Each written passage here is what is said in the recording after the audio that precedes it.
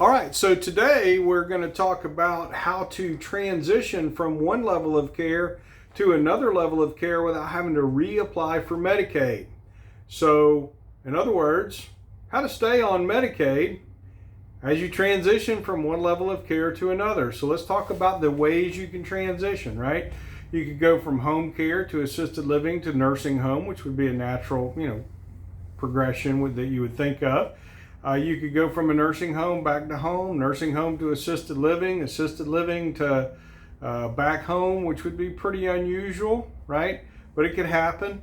So you can move from one type of care to another once you're qualified for Medicaid. You use what's called a Form 2515. So what happens is everybody in the state of Florida, once they're approved for Medicaid, has to join a managed care program. If you don't join one within, I believe it's 30 days, the state will pick one for you. You can always change it. You always have the right of choice, but the state approves you, but then they fund money to a private insurance company, which puts you under a managed care program, and then they have to give you the appropriate care that you need for the money that they receive from the state.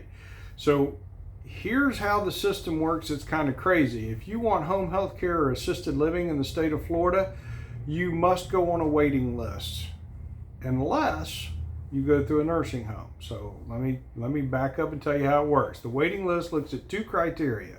Criteria number one is how bad is your health? In other words, how much do you need assistance because you can't do things for yourself, right?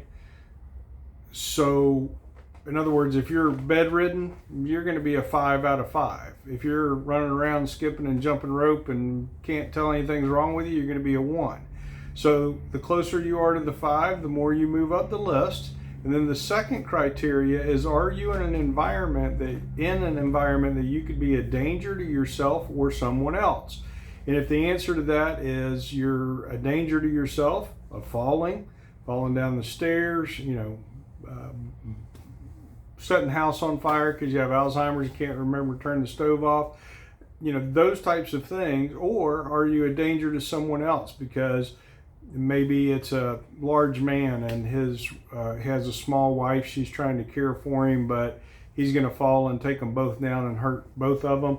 Then you're a danger to someone else. And so if you're a danger to yourself or someone else, you rate a 5, right? If you're a big danger. If you're no danger at all, you rate a 1.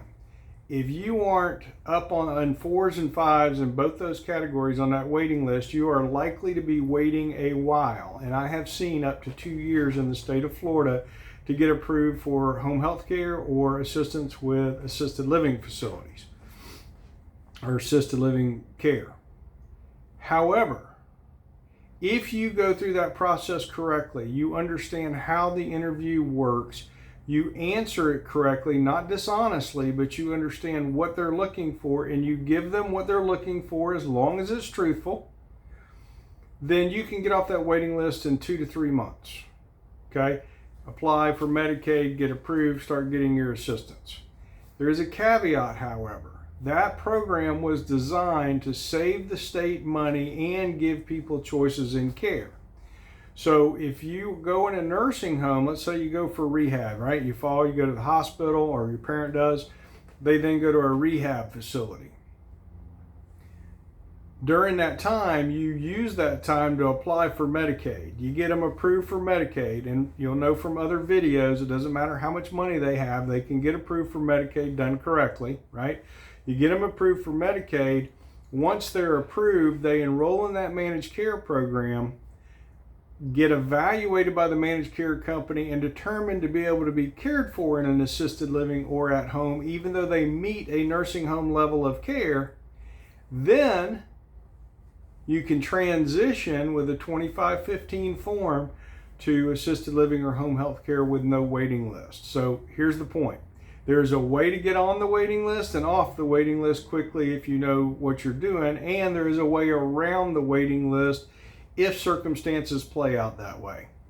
Hey, you don't have to apply for Medicaid more than one time for long-term care if you know what you're doing.